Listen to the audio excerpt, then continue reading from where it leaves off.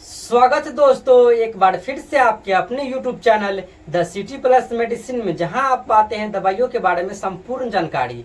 Hello friends, सुस्वागतम दोस्तों बात करेंगे डिफिकल्टी इन डिस्फेजिया के बारे में। डिफिकल्टी इन डिस्फेजिया क्या होता है दोस्तों? डिफिकल्टी इन डिस्फेजिया का मतलब होता है निगलने में कठिनाई होना। बहुत सारे लोगों को देखा गया है जब वो खाना खाते हैं या फिर पानी पीते हैं या कोई भी लिक्विड चीज लेते हैं या फिर कोई फूड खाते हैं तो उसे निगलने में दिक्कत होता है, यानी कि निगल नहीं पाता। मुंह में चबा तो लेता है लेकिन निगलने में कठिनाई होता है, निगल नहीं पाता है। जानेंगे इसके कारण के बारे में कि निगलने में कठिनाई क्यों होता है, जानेंगे इसके कारण के बारे में, साथ ही जानेंगे इसके लक्षण के बारे में और वीडियो के लास्ट में जानेंगे इसका इलाज के बारे में। दोस्तों वीडियो स्टार्ट करने से पहले दोस्तों अगर आप मेरे चैनल पर नए हैं तो मेरे चैनल को सब्सक्राइब कर लीजिए, साथ ही बेल आइकन को भी प्रेस कर दीजिए ताकि हमारा आने वाला वीडियो सबसे पहले आपके पास पहुंचे। तो चलिए दोस्तों शुरू करते हैं।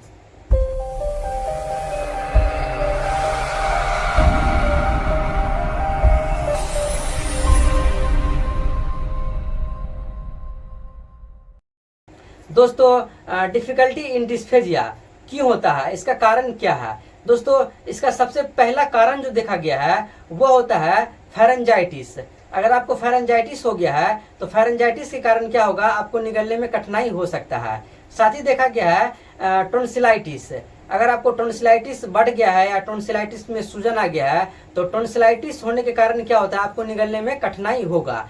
या फिर अगर टॉन्सिल में अगर कोई किसी तरह का फोड़ा फुंसी हो गया है तो टॉन्सिल में फोड़ा फुंसी होने के कारण भी क्या होता है, आपको निगलने में कठिनाई होता है। साथ ही देखा गया है दोस्तों ब्रेन के भी कुछ प्रॉब्लम होता है तो ब्रेन के कारण भी क्या होता है, कई बार देखा गया है कि उससे निगलने में कठिनाई होता है।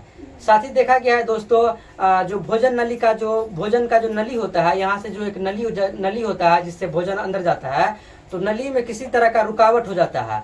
तो नली में रुकावट होने के कारण भी क्या होता है, आपको निगलने में दिक्कत हो सकता है। या फिर भोजन नली का सिकुड़ जाना। अगर भोजन नली सिकुड़ जाता है तो भोजन नली का सिकुड़ जाने से भी क्या होता है, आपको खाना या पानी क्या होता है, आपको निगलने में दिक्कत होता है। दोस्तों यही सब कारण है जिससे क्या होता है, खाना खाने या फिर पानी पीने में क्या निगलने में कठिनाई होता है। साथ ही जानेंगे दोस्तों आप इसके लक्षण के बारे में। कारण जान लिए, अब जानते हैं इसके लक्षण। अगर किसी को इस तरह की समस्या है, डिफिकल्टी इन डिस्फेजिया है, तो उसमें क्या लक्षण दिखाई देता है, पेशेंट में क्या लक्षण दिखाई देगा? दोस्तों उसमें जो पहला लक्षण दिखाई देगा, उसका जो मुंह का लाड़ है वो अधिक बनेगा। मुंह का लाड़ जो होता है वो अधिक बनना स्टार्ट हो जाता है। तो पहला लक्षण तो ये है। साथ ही देखा गया है उस आदमी को जिसको डिफिकल्टी इन डिस्फेजिया हो जाता है उसको चबाने में दिक्कत होगा। तो ये भोजन अगर मुंह में लेते हैं तो उसे चबाने में क्या होगा, दिक्कत होगा। तो एक लक्षण ये भी है। साथ ही देखा गया है आपको खांसी हो सकता है, सर्दी खांसी आपको हो सकता है डिफिकल्टी इन डिस्फेजिया में। या फिर अगर आप कभी खाना खाते हैं, अगर आप खाना चबा के निगल जाते हैं तो खाना चबा के निगलने के बाद क्या होगा, उसके बाद आपको खांसी आना स्टार्ट हो जाएगा। दोस्तों यही सब लक्षण दिखाई देता है डिफिकल्टी इन डिस्फेजिया पेशेंट को। अब जानते हैं दोस्तों इसके इलाज के बारे में। कारण जान लिए, लक्षण जान लिए, अब जानते हैं अगर किसी को डिफिकल्टी इन डिस्फेजिया हो जाता है तो हम उसको क्या इलाज दे सकते हैं, क्या ट्रीटमेंट दे करके उसे ठीक कर सकते हैं। दोस्तों इसमें तो सबसे पहला जो दोस्तों आपको करना क्या है, आपको एक बीटाडीन का गार्गल ले लेना है। दोस्तों बीटाडीन का गार्गल लेना है, इससे आपको सुबह दोपहर शाम पूरे दिन में आपको 3 टाइम गार्गल करना है। 3 टाइम आपको गार्गल करना है बीटाडीन गार्गल से। इससे क्या होगा, आपका जो मुंह का कोई इन्फेक्शन होगा तो उससे क्या होगा, दूर हो जाएगा। मुंह का इन्फेक्शन अगर होगा तो बीटाडीन गार्गल से क्या होगा, इन्फेक्शन खत्म हो जाएगा। दोस्तों तो सबसे पहला तो आपको एक बीटाडीन का गार्गल ले लेना है, इससे आपको गलाला यानी कि गार्गल करना है 3 टाइम, कम से कम 3 टाइम। अब इसके बाद क्या करना है दोस्तों, कभी कभी क्या होता है आपको दर्द होता है, जब आप कुछ निगलते हैं तो आपको दर्द होता है। तो दोस्तों दर्द कम करने के लिए दोस्तों आपको यहाँ पर डायनापार टैबलेट या फिर ऑक्सैल्जिन डीपी टैबलेट, इन दोनों में से कोई एक टैबलेट आपको लेनी है।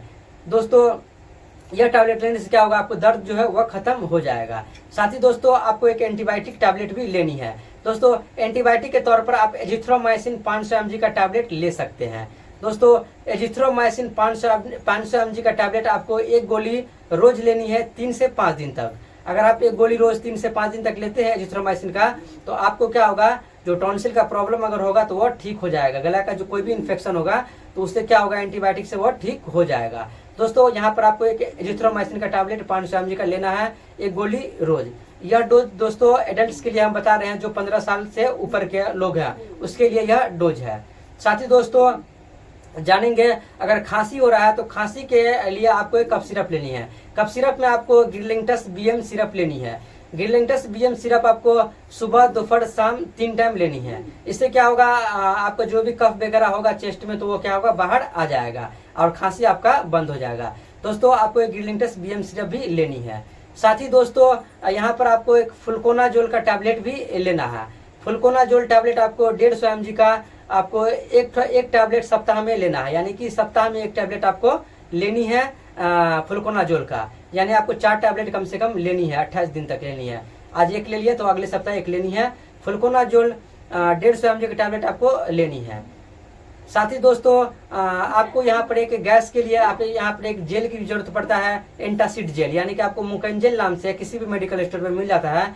तो आपको एक मुकंजल सिरप भी लेनी है, जो कि आपको 10 ml सुबह शाम पीनी है। ज्यादा प्रॉब्लम है तो आप इसे 3 टाइम भी ले सकते हैं।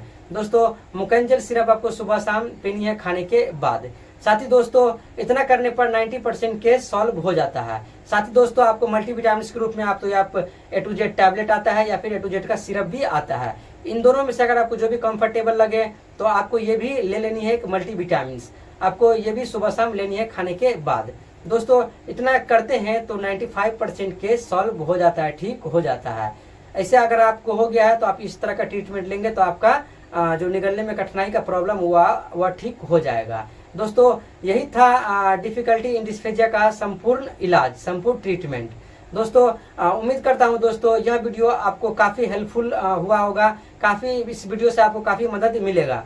दोस्तों अगर वीडियो अच्छा लगा है तो वीडियो को एक लाइक कर दीजिए। साथ ही आप अपने दोस्तों में इस वीडियो को शेयर कर दीजिए, ताकि और लोगों को भी यह वीडियो से मतलब हेल्पफुल हो सके, यानी उसका भी काम आ सके। दोस्तों आज की वीडियो में इतना ही, मिलते हैं अगले वीडियो में, तब तक के लिए टेक केयर, जय हिंद, वंदे मातरम।